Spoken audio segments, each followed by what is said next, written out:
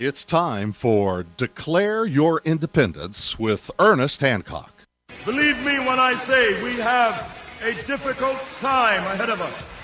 But if we are to be prepared for it, we must first shed our fear of it. I stand here without fear because I remember that I am here not because of the path that lies before me, but because of the path that lies behind me. I remember that for 100 years we have fought these machines. And after a century of war, I remember that which matters most. We are still here! Tonight, let us make them remember we are not afraid!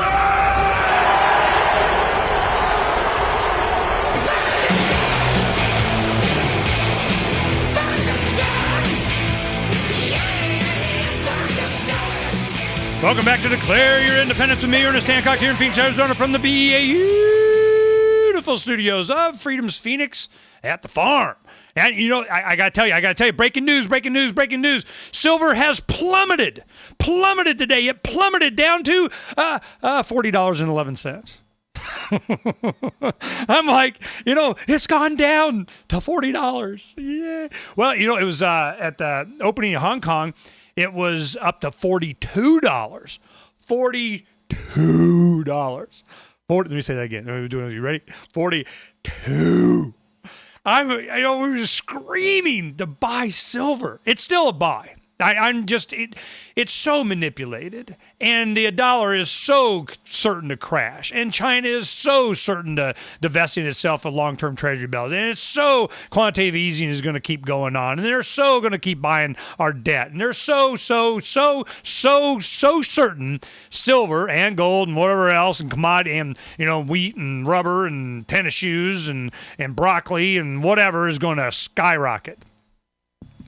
Revolution. And Dr. Paul is saying, hey, you know, you can talk an intellectual revolution. You can have a, whatever revolution you can get based on a lot of things. But I tell you where it motivates a lot of people, they'd be hungry. And you don't stop that. You know, you need to be up in your food stamp program, which they have. They just plow. You know, we know better than let people go hungry. That's nope. Would not be prudent at this juncture. So let's see, there's some other things I wanted to talk about. Let's go over some of the headlines on Freedom's Phoenix right now. This is, wow.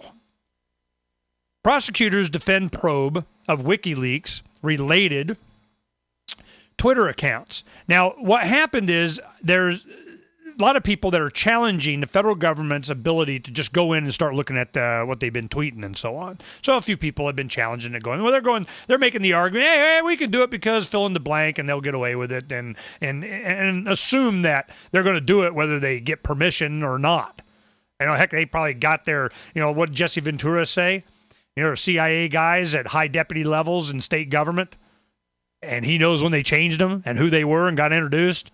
You think they don't do the same thing for telecommunications or any communications, email communication, internet communications? I remember, what was it, WorldCom or something? There was a company that made their whole thing back in beginning of the internet blowing up and getting big and so on, and probably about 2002, 4, around in there.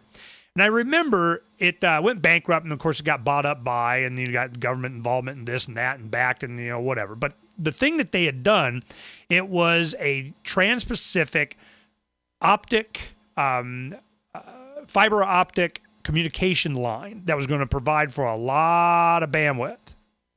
Well, the whole big deal behind this whole thing is they found out that there was the NSA box on it. Every single bit of communication that was going across that thing was being gleaned. They're taking out whatever goodie they want. So to think that they don't, and if they got away, hey, it was going to a foreign country, and we put the box outside the 3-mile limit, so it's okay. To think, it went to space, it went through a communication center, whatever excuse, they're going to do it. Don't be under any illusion that you're going to be secure from these guys. They got the Uber. What was the movie Sneakers? with Robert Redford, it was all about the super decrypting box. No matter what encryption you had, it was able to decrypt it. You know, and if let me put it this way. Do you think that the NSA and the U.S. military-industrial complex would not be attempting to create such a box? No, they wouldn't do that. That'd be wrong, right? You know, so that's why I always ask, you know, so he said, do you think that, I go, look, I just need to know, can they? Do they have the physical ability? Well, then they are. Was there some moral hurdle they got to get over? You know, this is, no. I know better. That's exactly what they're doing because they can. So let's go ahead and some of the other headlines here. Tensions high as Egypt protesters accuse army of turning on them. More than 1,000 pro-democracy protesters continued to occupy Cairo's Tahrir Square Sunday, one day after the army, until now seen the guardian of the revolution, okay, they used to be good guys, appeared to have fired live rounds in the crowds, killing at least one protester. Okay. Now, what do you think is going to happen there? While France is banning burqas. Well, I'll cure it. Oh, man, it's amazing. And Jesse Ventura, you know, he's making the rounds now, doing his 63 conspiracies or letters or documents they don't want you to read. Well, he chose 63 because 1963 is when JFK was assassinated. It's a big thing with him. So they're trying to make fun of him, and it doesn't matter. People are, okay, well, he's crazy. Any one of those 63, something I might want to know about, I'll go buy the book. So we'll see. One thing that, if it was more current, I bet you would be in there and may already be, IMF, their National Monetary Fund. Here's what they're doing. The IMF plots role as world's central bank. Well, this isn't like news to a lot of us, but the world's economy is a disaster. The IMF is the logical choice to lead the way to a brighter banking future in a consolidated, centralized world economy. It says so itself. From Daily Bell. Now, what we had on Freedom Speaks last week, we didn't get to talk about it. I was doing live but on the show, but they are having a meeting this weekend sponsored by, who is that? Is it Bloomberg, I think, had a thing in two different places that you had the IMF and the World Bank, and these guys are having meetings in the United States, and you don't hear anything about it. This is already being done, man. It's like they're doing this crash on purpose so they can justify what they always wanted. How many times have I said Amero? Are you kidding me? They're going for the world, though. That's just distraction. The goal has always been to have a centralized world flow of. So where does silver and gold play in that? It doesn't, according to them. I guarantee you, especially when they manipulated silver so much and now it all comes out. You watch what happens. It'll be the same thing they did back in 33. You know, they're going to be going, you can't have gold and silver anymore. Gimme. Then how long would that ban last, if at all? So what do? You turn it in? You know, you might be needing to. You need to eat if you don't got food. We were up in Show Low where retired Senator Karen Johnson's up there. And imagine, here's a Mormon woman with her husband. 25 years they've been married. 26, 27, 28, 29. You know, it was just under, I think, 29 years. I remember Don and I went to her 25th wedding anniversary back in, I don't know, 06 or something.